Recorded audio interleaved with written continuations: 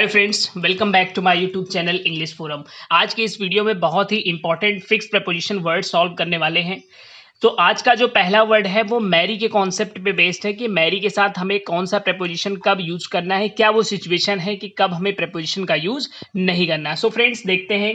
आपको एक बहुत ही सिंपल वे में इसका एक कॉन्सेप्ट याद रखना है कि मैरी का यूज जब आप बिना किसी हेल्पिंग वर्ब के करेंगे तो वहां पे कोई भी प्रपोजिशन का यूज नहीं किया जाएगा। सो फ्रेंड्स, ऐसे दो ही टेंस बनते हैं, या तो प्रेजेंट इंडेफिनिट या फिर पास्ट इंडेफिनिट। ज्यादातर केसेस में पास्ट इंडेफिनिट का ही यूज किया जाता है क्योंकि प्रेजेंट इंडेफिनिट हैबिट को बताती है और मैरी किसी की हैबिट नहीं हो सकती है। सो फ्रेंड्स, यहाँ पे आप एक स्ट्रक्चर देख रहे होंगे कि मैरी के सामने लिखा है नो हेल्पिंग वर्ब, तो कोई प्रपोजिशन नहीं आएगा। और इसका यूज अगर इज आर एम या वॉज वर्ब के साथ प्लस मैरिड यानी थर्ड फॉर्म में किया जाएगा तो फिर आपको केवल और केवल टू प्रपोजिशन का यूज करना होगा। इस कॉन्सेप्ट को क्वेश्चन के फॉर्म में सॉल्व करने वाले हैं। जैसा आप क्वेश्चन देख रहे होंगे, राम मैरिड सीता। एग्जाम में कई बार क्वेश्चन पूछा गया है Ram married to Sita.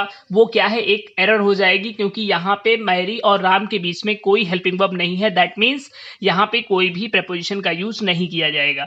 Next question है सी वॉज मैरिड, उसके बाद टू अ डॉक्टर सन। तो यहाँ पे वॉज के साथ मैरिड आया है, इसलिए यहाँ पे कौन सा प्रपोजिशन आएगा, टू प्रपोजिशन का यूज किया जाएगा। नेक्स्ट क्वेश्चन दे रखा है he is married to a dentist. Same concept है, इज के साथ मैरिड आया है तो यहाँ पे टू प्रपोजिशन का यूज किया जाएगा। सो अगर हम इस पूरे कॉन्सेप्ट की बात करते हैं तो एक सिंपल वर्ड में आपको याद रखना है, हेल्पिंग वर्ब नहीं तो प्रपोजिशन नहीं, और अदर केस में आपको टू प्रपोजिशन का यूज करना है। डियर स्टूडेंट्स, मेक ऑफ और मेक फ्रॉम पे हमेशा से लोगों को कंफ्यूजन रहा है। उस चीज को आज इस वीडियो में बहुत इजी वे में क्लियर करने वाले हैं। यहाँ पे मेक के साथ ऑफ और फ्रॉम दो प्रपोजिशन का यूज किया जाता है, लेकिन सिचुएशन क्या होती है कि कब हमें ऑफ का यूज करना है, कब फ्रॉम का यूज करना है।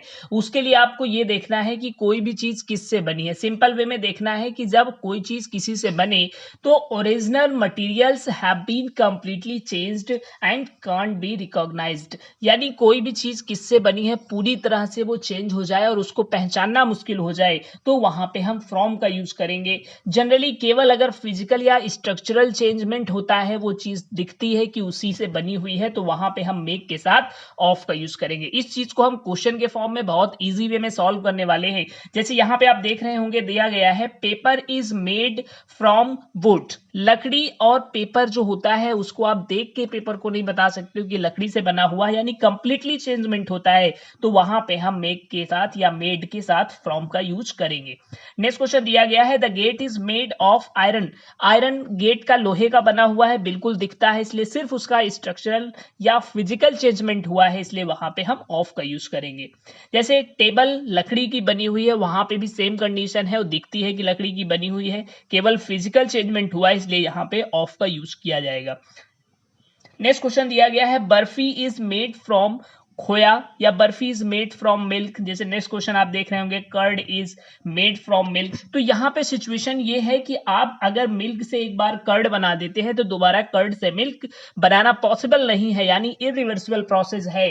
पूरा का पूरा जो सब्सटेंस है वो चेंज हो चुका है, इसलिए इस तरह के केसेस में हम फ्रॉम का यूज करेंगे। और जनरली केवल आपका स्ट्रक्चरल या केवल फिजिकल चेंजमेंट होगा तो वहां पे हम मेक के साथ ऑफ प्रपोजिशन का यूज करेंगे। नेक्स्ट कॉन्सेप्ट जो है हम पार्ट से रिलेटेड करने वाले हैं। पार्ट का मतलब होता है अलग होना या किसी से बिछुड़ना। सो फ्रेंड्स, यहाँ पे जनरल क्या होता है, ज्यादातर इंग्लिश लैंग्वेज में केसेस होते हैं कि अगर कोई पर्सन होता है तो वहां पे हम विद का यूज करते हैं और अदर थिंग्स के लिए हम अलग अलग प्रपोजिशन यूज करते हैं। बट पार्ट के केस में बिल्कुल अपोजिट है। यहाँ पे आप विद का यूज थिंग्स के लिए करते हैं और फ्रॉम का यूज हम पर्सन के लिए करते हैं। सो फ्रेंड्स, ये चीज आपको बहुत अच्छे से याद रखनी है कि विद का यूज आप कभी भी पर्सन के साथ मत करिएगा। जैसे इस पे क्वेश्चन देखते हैं he can not part with his money. तो यहाँ पे जो मनी है, मनी क्या है, मनी एज अ थिंग्स है, और थिंग के लिए हम किसका यूज करते हैं, विद का यूज करते हैं। नेक्स्ट क्वेश्चन दिया गया है I parted from my friends this morning. तो यहाँ पे माई फ्रेंड्स एक पर्सन है, पर्सन के सेंस में हमें किसका यूज करना है, फ्रॉम का यूज करना है, इसलिए ये क्वेश्चन बिल्कुल सही दे रखा है। नेक्स्ट क्वेश्चन की बात करते हैं I just couldn't part with my old car in a even though it uses too much gas। So friends, यहाँ पे जो ओल्ड कार है वो क्या है, एक थिंग्स है, और थिंग्स के केस में हम किसका यूज करते हैं, यहाँ पे विद दे रखा है तो हमें विद का यूज करना है, इसलिए विद प्रपोजिशन आएगा। नेक्स्ट जो कॉन्सेप्ट है वो हम लोग एंग्री, अनॉय और इनरेज पे बेस्ड है।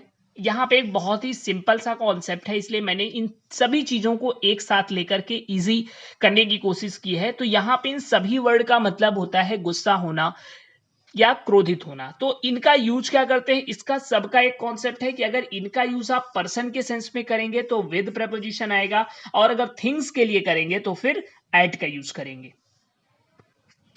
अब जैसा एंग्री और इनरेज, इन सभी पे कुछ क्वेश्चन कर लेते हैं। क्वेश्चन दिया गया है she was angry with me, person का सेंस है तो विद का यूज होना चाहिए, किया गया है। नेक्स्ट क्वेश्चन है he became angry at your behaviour, तो योर बिहेवियर एक थिंग्स की तरह ट्रीट किया जाएगा, इसलिए एट का यूज किया जाएगा। सेम कॉन्सेप्ट है एनॉय का, अगर पर्सन होगा तो विद आएगा, यहाँ पे बॉयज दे रखा है तो विद का यूज होना चाहिए। और नेक्स्ट लास्ट क्वेश्चन में the principal was annoyed at my absence, तो अब्सेंस एज अ थिंग्स की तरह यूज किया गया है, इसके लिए यहाँ पे एट का यूज किया जाएगा। सो फ्रेंड्स, आज के इस वीडियो में हम लोगों ने पार्ट का concept, annoy, angry, enrage, marry, बहुत ही इंपॉर्टेंट कॉन्सेप्ट्स किए हैं। आई थिंक आपको ये सारी चीजें क्लियर हो चुकी होंगी। अगर आपको वीडियो पसंद आया है तो आप इसे ज्यादा से ज्यादा लोगों तक शेयर करें, और चैनल को अगर अभी तक सब्सक्राइब नहीं किया है तो चैनल को सब्सक्राइब जरूर करें, जिससे जो भी लेटेस्ट अपडेट्स हैं, वीडियो है, वो आप तक सबसे पहले पहुंचे। And thanks for watching my video.